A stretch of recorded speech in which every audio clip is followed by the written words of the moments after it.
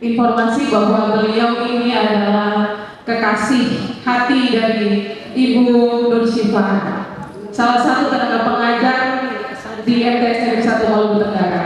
Terima kasih Pak untuk kehadiran Pak di sini. Sudah mensupport pendidikan plus mensupport istri juga, alhamdulillah, suami siaga. Baik, beliau merupakan lulusan STKIP Surya Tangerang. Beliau adalah pernah menjadi pemateri dalam in-house training implementasi KUPER di SMA Negeri 1 Dual. Beliau juga merupakan instruktur program sekolah pengimbas. Beliau juga merupakan staf kurikulum bidang perorganisasian pembelajaran.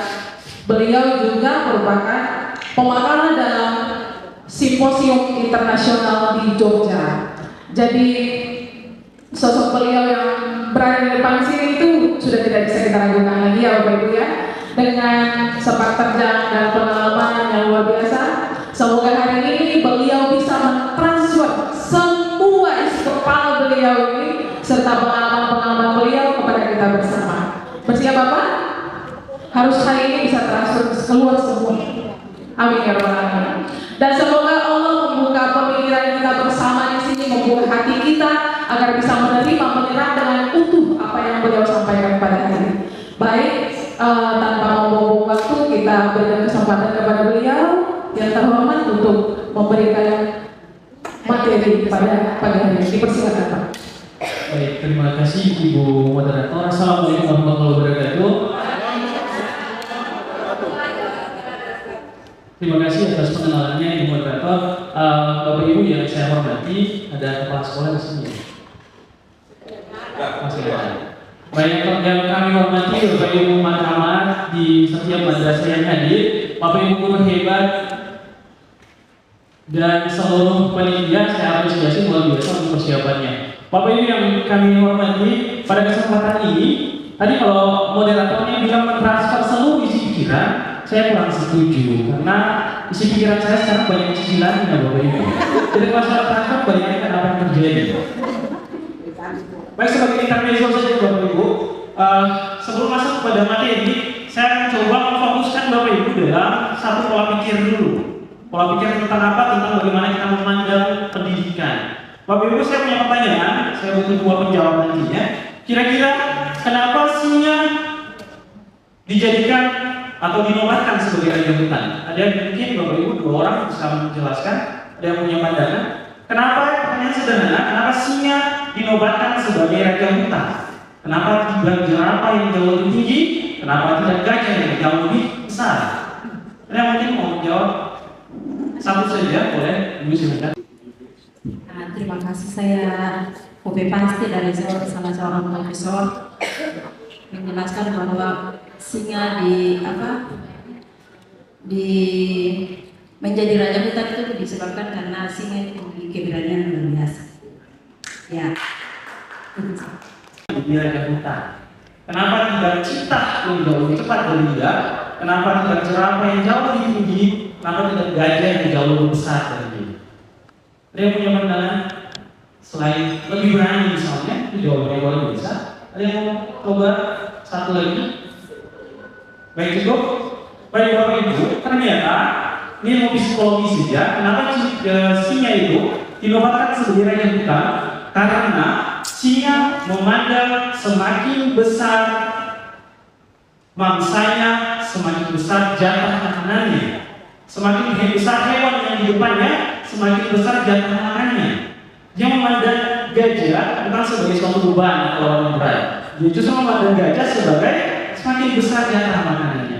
Ini yang mau saya titip kepada Bapak Ibu hebat, agar kemudian ke depannya memandang persoalan administrasi, perubahan kurikulum, maupun perubahan tugas mengajar sebagai sesuatu yang jatah makan kita semakin besar. Mungkin itu Bapak Ibu, peluang semakin besar kita untuk bisa berkarya. Itu saja. Lalu kemudian Bapak Ibu, saya diberikan permintaan dari panitia untuk membahas tentang CP, TP, ATP, KTP, kota dan proses. Ini saya dengar informasi juga madrasah di Kota Tual pada umumnya dan Maluku Tenggara sudah menjalankan kurikulum merdeka selama 2 tahun ya, Pak Yani. Karena sudah 2 tahun, saya yakin dan percaya Bapak Ibu sudah punya dasar yang kuat, bahkan lebih hebat bisa jadi daripada saya. Bapak Ibu yang saya hormati, kemudian jujur perasaan sekarang ini bukan sedang membawa materi. Saya mesti sampaikan bahwa yang di depan berdiri ini bukan mau ngajar. Yang di depan berdiri ini hanya untuk mungkin berkesempatan untuk memandu diskusi saja. Karena mau mengajar bagaimana, sedangkan nuansanya kayak sedang skripsi nih, Bapak hebat, jauh lebih hebat banyak di sini. Saya sebagai seseorang yang sedang disidang sekarang. Baik, kemudian Bapak Ibu, agenda ini saya petakan menjadi 3 yang akan kita lalui bersama. Yang pertama, belajar bersama yang sedang kita lalui bersama saudara. Kemudian kita akan menyusun bersama. Jadi nanti ada FGD mungkin yang bisa didapat di akhir agar menjadi sampel, kita akan simulasi saja, menyusun. Lalu kemudian ada presentasi kelompok. Jadi memang harapan saya Bapak Ibu sudah ikut dalam 4 kelompok mata pelajaran agar diskusi terkait penyusunan ini bisa sinkron. Kemudian, nah Bapak Ibu biasa pakai wisis atau kahoot? Wisis. Baik, karena biasa pakai wisis, saya coba yang baru dulu, kahoot Bapak Ibu. Sudah ada 1 yang masuk, Ibu Hasanah. Kemudian ada Ibu Nur, Ibu Salihah, Ibu Hati, dan lain sebagainya. Baik Bapak Ibu, karena ini versi yang mau berbayar, jadi kita akan terbatas dalam 40 saja.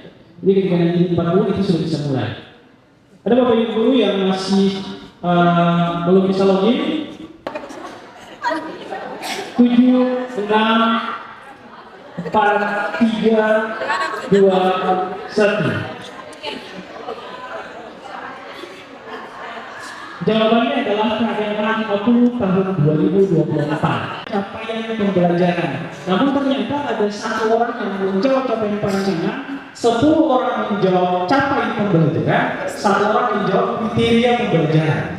Jadi ada sekitar 9 orang yang menjawab dengan benar. Kita lihat Ibu Nirwan sekarang memimpin dengan 2.517 poin. Bapak Ibu tenang juga. Regulasi yang mengatur tentang capaian pembelajaran adalah yang pertama ada keputusan kepala BSKP 031, lalu ada 032, ada 033 dan 034. Bedanya cuma di angkanya saja. Silakan Bapak Ibu memilih. Kamu sih jawab juga mu. Baik, jawabannya adalah keputusan.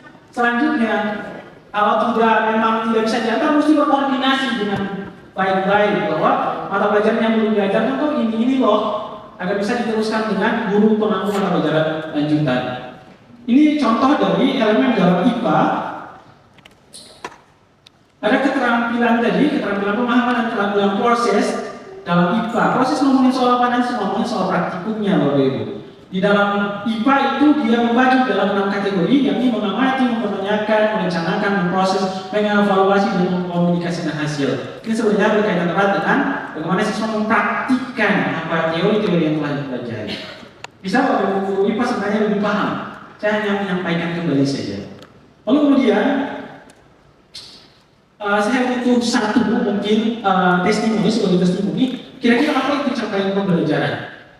Secara garis besar tadi, selain ikan papeda dan warna kuning, mungkin Anda bisa kasih analogi lain, atau mungkin bisa kasih teori lainnya. Saya minta 1 saja Bapak Ibu untuk mengkonfirmasi bahwa kita akan lanjut pada pembahasan yang lain. Boleh saya minta? Biasanya saya acak saja Bapak Ibu, kan yang lahir bulan Agustus Bapak Ibu? Ada? Yang lahir bulan Agustus? Ada? Baik Pak Iqbal, saya persilahkan untuk kira-kira apa kesimpulannya atau apa teori yang bisa menyimpulkan bahwa apa itu capaian pembelajaran? Oke, terima kasih atas kesempatannya. Kalau menurut yang saya pahami bahwa pada capaian pembelajaran adalah hasil akhir yang harus dicapai. Misalnya kalau di pelajaran saya kalau Quran hadis, maka pada KCD itu seluruh siswa harus mencapai hukum-hukum bacaan yang sudah dipelajari dari awal sampai akhir seperti itu. Baik, jawaban yang sangat mewakili apa yang barusan kita pelajari bersama. Itu pertama buat Pak Iqbal. Kemudian, Bapak Ibu, saya sangat sepakat dengan Pak Iqbal bahwa CP itu adalah Yang terakhir itu ibaratnya kunci katanya tuh terakhir itu mesti bisa apa? Itu sih Bapak Ibu. Lalu setelah CP Bapak Ibu, CP itu yang disediakan oleh pemerintah, kita akan masuk dalam menyusun tujuan pembelajaran Bapak Ibu guru. Nah ini kurang lebih dalam perancangan pembelajaran itu pendidik dapat 3, bisa lakukan 3. Yang pertama itu mengembangkan sepenuhnya. Yang kedua itu bisa mengembangkan berdasarkan contoh-contoh. Kan banyak di internet Bapak Ibu. Bisa diambil, bisa dimodifikasi dan lain sebagainya. Jangan takut soal urusan plagiarisme. Kita bisa sertakan sumbernya di bawah. Lalu menggunakan contoh yang disediakan oleh pemerintah. Jadi ada 3. Bisa coba buat sendiri, bisa coba modifikasi orang lain punya, atau bisa ambil langsung ada. Itu Bapak Ibu. CP itu perlu dikurangi, jadi tujuan-tujuan pembelajaran yang lebih operasional dan konkret. Saya contohkan saja tadi. Jadi setelah kita memahami CP-nya dari regulasi yang diberikan, kalau di kita itu ada Permendikbudnya, kalau di Bank Agama dalam Mendes ada KMA-nya. Setelah baca CP-nya, kita mesti analisis Bapak Ibu. Kira-kira apa saja komponen yang ada di dalam capaian pembelajarannya. Minimal lingkar-lingkar sedikit dulu. Kemudian kita akan menyusun tujuan pembelajaran. Tujuannya ibaratnya langkah-langkah menuju ke situ tuh kira-kira mesti ngapain. Ibaratnya tadi bikin paper dan pokoknya ini mesti bikin apa? Beli bahan dulu kah? Catat bahannya dulu kah? Kasih panas air kan kah? Dan lain sebagainya. Saya akan singkat-singkat saja.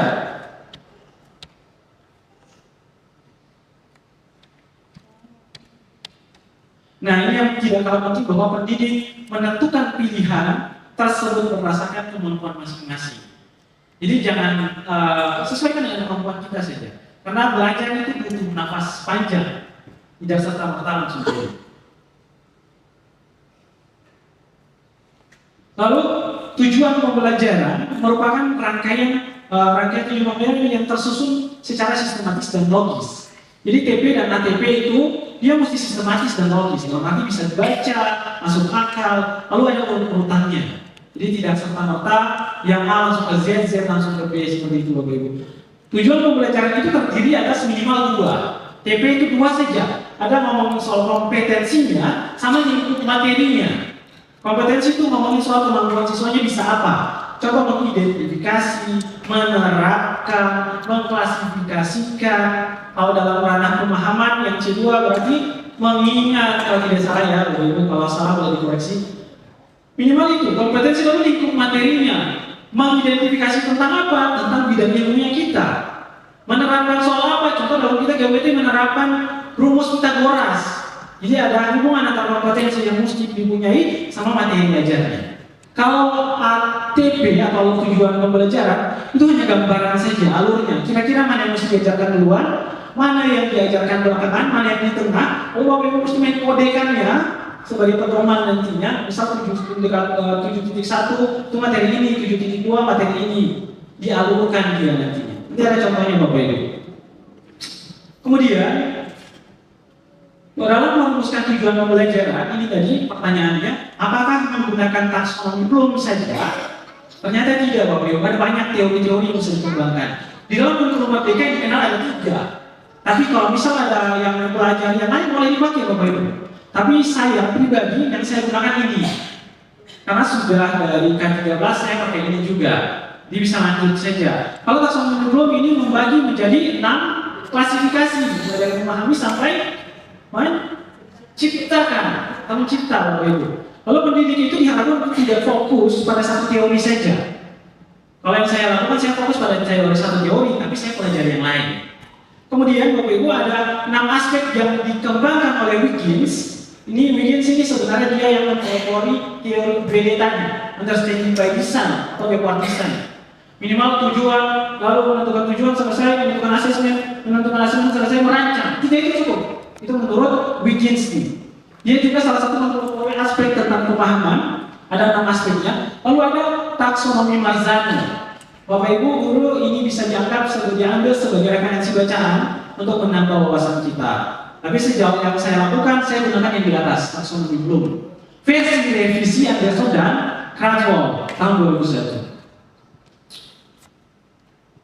Ini kurang lebih Bapak Ibu. Kalau ini pasti sudah tidak asing lagi. Bagi Bapak Ibu guru yang pernah mengajar dengan K13, sebelumnya ada KTSP dan KBK kalau tidak salah, kurikulum berbasis kompetensi. Ini tuh kalau tidak salah sudah dikenalkan sejak tahun 2000-an Bapak Ibu. Jadi bagaimana C1 itu soal mengingat, memahami C2, mengaplikasikan C3, menganalisis C4, C6, mengevaluasi dan menciptakan pada C5. Yang kita butuhkan dari ini untuk tujuan pembelajaran apa kira-kira Bapak Ibu? Hanya kata kerja operasionalnya saja. Kata kerja operasionalnya. Lalu konkretnya siswa mau ngapain? Menerapkan, mengklasifikasikan, menentukan, atau bisa mengorganisasikan dan lain sebagainya.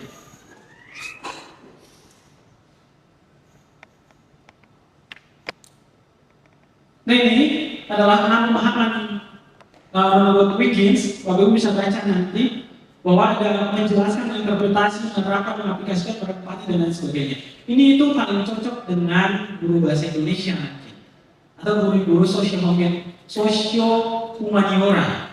Ini cocok pakai ini. Kalau kita di matematika itu butuhnya taksonomi belum, karena mau menerapkan.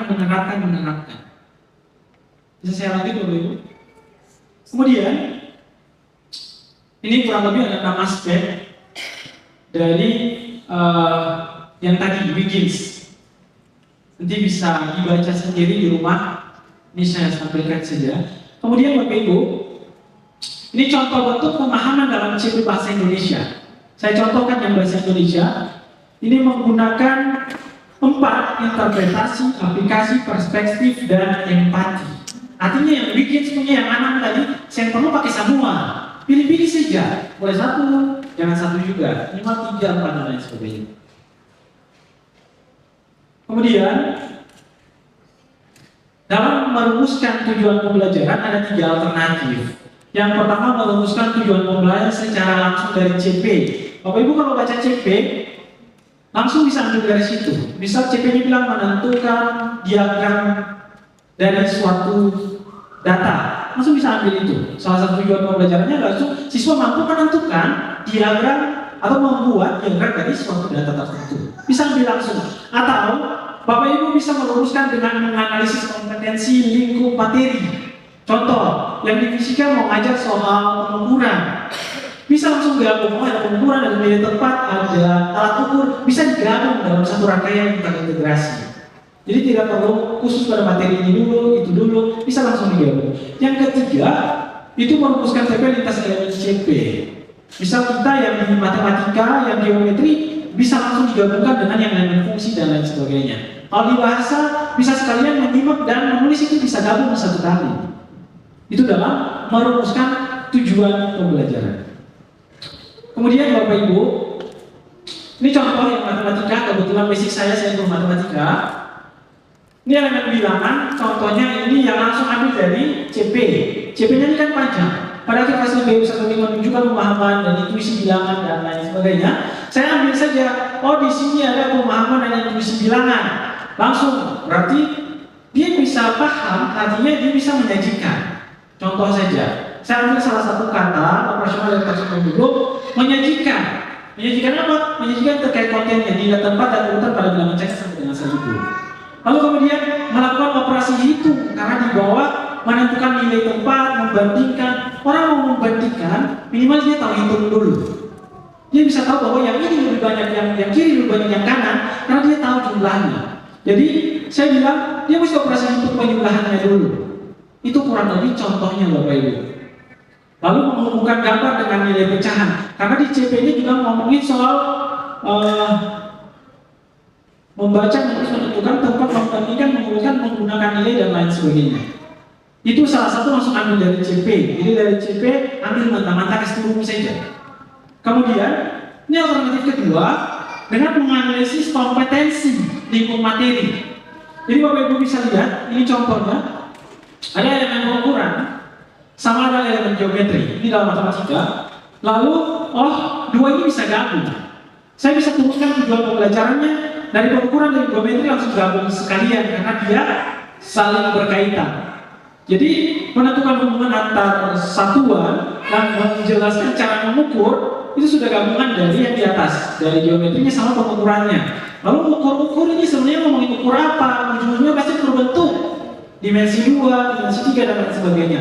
Makanya di sini saya gabung antara elemen pengukuran dengan geometri. Apakah semua mapel boleh melakukan itu? Boleh. Bisa fokus pada materi, tapi mau gabung-gabung boleh. Ibaratnya yang biologi misalnya mau langsung biologi di SMA ya. Yang IPA misalnya mau teori langsung praktik boleh. Gabungan elemen antara pemahaman IPA-nya sama elemen yang satu apa? Yang selain pemahaman, yang satu yang berkaitan dengan praktikumnya, kompetensinya. Kemudian alternatif ketiga itu merumuskan TP lintas elemen CP. Lintas elemen maksudnya apa? Jadi misal bilangan ini saya pisah-pisah dulu lingkup materinya. Bilangan ada apa saja? Ada bilangan cacat, ada nilai tempat, ada komposisi, ada nilai menggunakan ribuan sebagai satuan, operasi penjumlahan dan sebagainya. Lalu saya pisah lagi kompetensi yang mau dipakai. Ternyata ada pemahaman, berarti ada memahami di situ. Ada menentukan salah satu tata kerja operasional ya Bapak Ibu ya. Kemudian ada membandingkan, mengurutkan, melakukan, menyelesaikan masalah. Kemudian saya apakan? Gabungkan kompetensi dan lingkup materinya. Karena tadi tujuan pembelajaran hanya membuat dua saja.